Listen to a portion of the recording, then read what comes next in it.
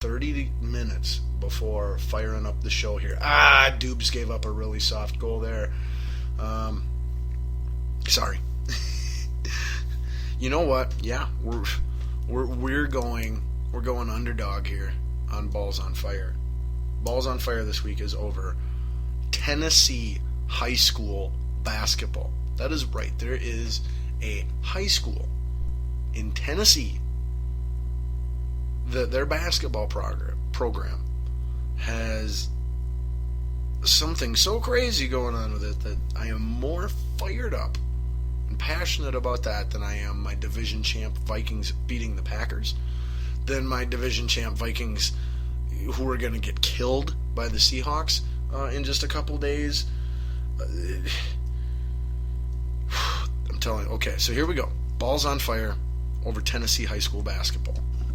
What is the story, Scotty Ball? Please share what could possibly have happened in the state of Tennessee, where apparently some high schools play basketball, that could possibly have you more fired up than your purple and gold Vikings beating the Cheeseheads in Lambeau to win the division title. All right, well, I will share. All right, here it is. Let's see, where was it? Ooltewah, Ooltewah. No idea how to say the name of the school. But the Ooltewah High School has officially canceled the rest of their boys basketball season. Just canceled it. They played 3 games, I believe it was here. They were 3 games into their season, into their high school basketball season. And the school has canceled all remaining games for the rest of the season. Why would they do that, Scotty Ball? Well, let me tell you. 3 basketball players on the Ooltewah High School basketball team are currently charged with raping a teammate in an apparent hazing incident. That is right. 3 basketball players in Tennessee on the basketball team, as part of a hazing for players on the team, decided to rape said individual. And I know there's nothing funny about that, but I laughed anyway. What does that say? But anyway, the 3 teens face aggravated rape and aggravated assault charges in connection with injuries to a teammate who underwent surgery after being assaulted while attending a basketball tournament with his team. Tennessee law defines aggravated rape as a rape in which the defendant either has a weapon, causes bodily injury, or is aided or abetted by another. So of those 3 criteria, at least 2 were apparent here in this story. Now, the school has said that the reason for canceling the entire season for all the players is not to, punish anybody who's innocent or anything like that. It is, to allow the criminal investigation process to, function and work and play out the way that it ideally is supposed to. Now, interestingly enough, 2 women who attended the meeting, the town meeting yesterday where they announced all this, 2 women who were both mothers and their sons are on the team as well, have come out and said that both of their sons had been beaten by teammates during that trip as well. There are no charges for any of these separate, allegations or whatever, but do not be surprised as the investigation plays out if more charges are brought upon these idiotic young men. It's ridiculous. I can't agree with the mother, not the mother of the boy who was raped, but the one of the 2 mothers who also said my son was beaten as well, not raped but beaten. She said, I quote her, "I do want justice for the boy that was hospitalized and for my son and his other teammates who were assaulted. Do I think that the arrested players need to go to jail? Yes, I do. Do I think the act was malicious? Yes, I do. I think it was very malicious and predatory." Yeah, absolutely. Granted, I wasn't there. I'm just reading about it now. I don't know all of the facts. But everything I'm reading definitely suggests the same. That it was completely with intent to be malicious. And like I said, it is my hope that as the investigation goes on and they're able to validate some of, the accusations in this first charge, that other charges from other people who were mistreated will be, brought up and proven true as well. Now, law enforcement has said that part of the investigation is going to include whether an ongoing pattern of assaults has been committed under the guise of hazing at this school. Very likely, I don't think this is, the first time someone gets an idea to haze somebody. The default idea is rape. Yeah, hey, you know what? We've never hazed anybody before. Let's do that. Let's me and you and you. Let's haze somebody. All right, cool. Well, how do you haze somebody? What should we do? I'm not really sure. Let's rape them. I think that would qualify. Yeah, sounds good to me. So I'm pretty sure that they're going to find that this is just the most recent and hopefully the most egregious act of this kind that has happened, but by no means the only or sole one. I would be very shocked if they find that, nothing's happened up until this point. If they say we can't prove anything, before this, that's a different story. That's a different statement. But yes, I'm pretty sure they will find more examples of it occurring before this one. And, it's very likely that at least one of the three boys involved in committing the alleged crime had said alleged crime done onto them when they were in the other, when their shoe was on the other foot. And that's where you get the idea and what makes you even, desire or wanting to do that to someone else. I don't know, I think when you get traumatized from something like that, your brain, somehow comes up with the idea that, what was done to me isn't that bad if I can do it onto someone else. Like that's just fair or something. I don't know. But just a shocking story, an awful story. And like I said, the questions that I wonder more than anything, are where down the line was this event?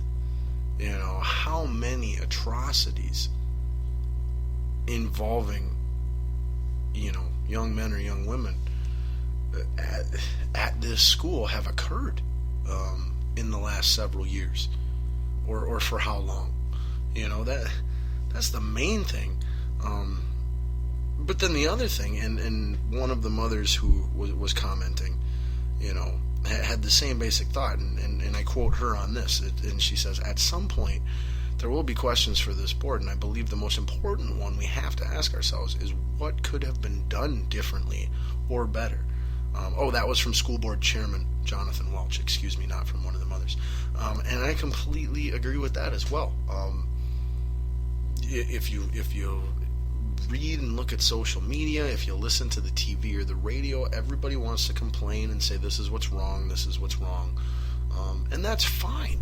It's totally fine for people to do that, but you're not helping anything at all. You're not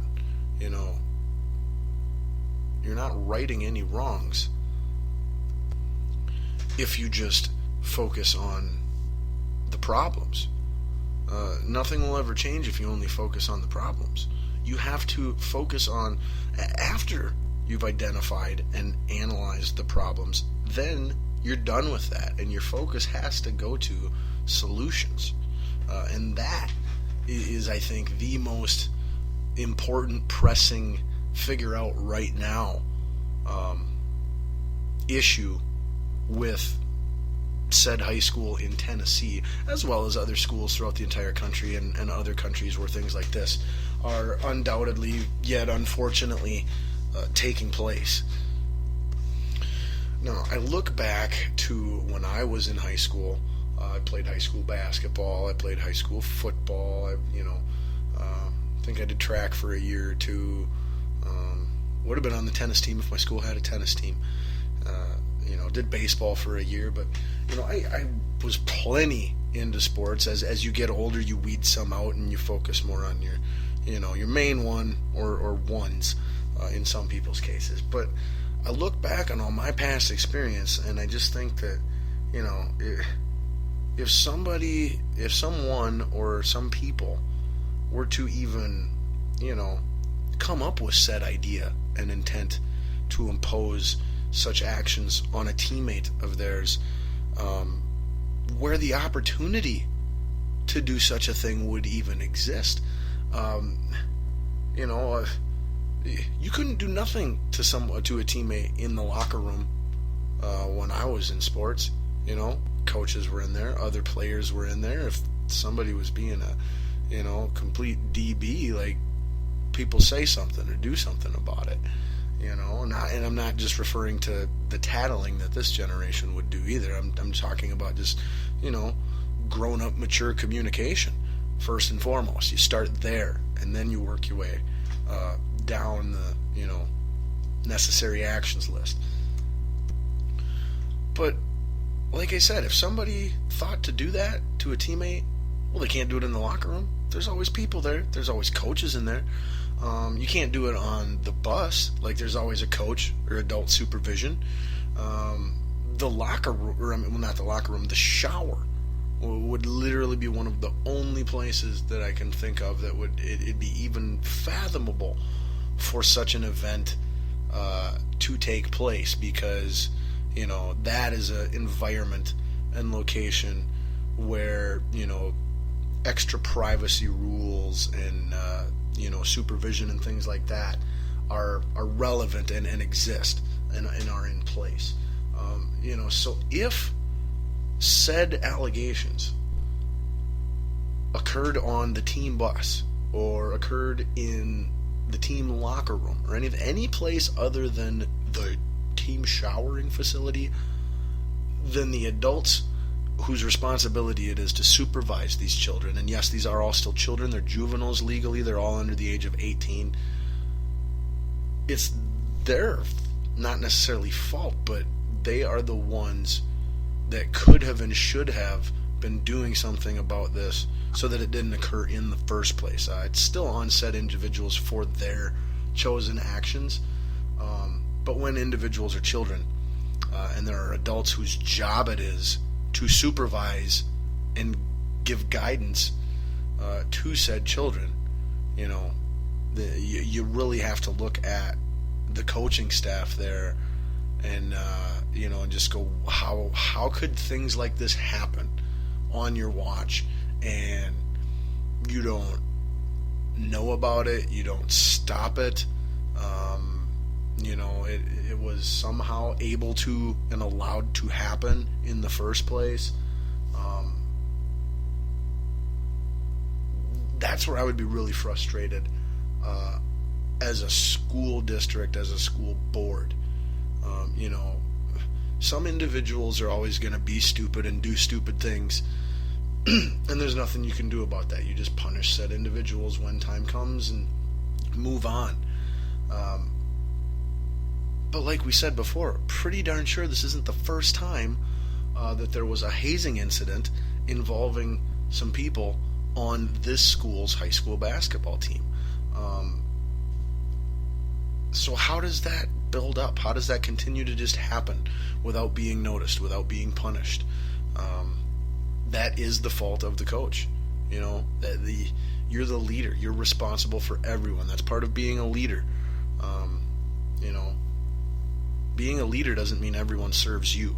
Being a leader means you serve everyone.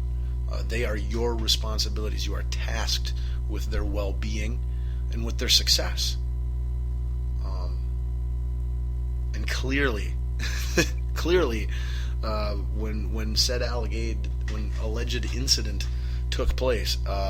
I pray, I really, really, really hope and pray that there was no supervision. Because if there was supervision at that time, then this story just went from a 10 to a frickin' 11.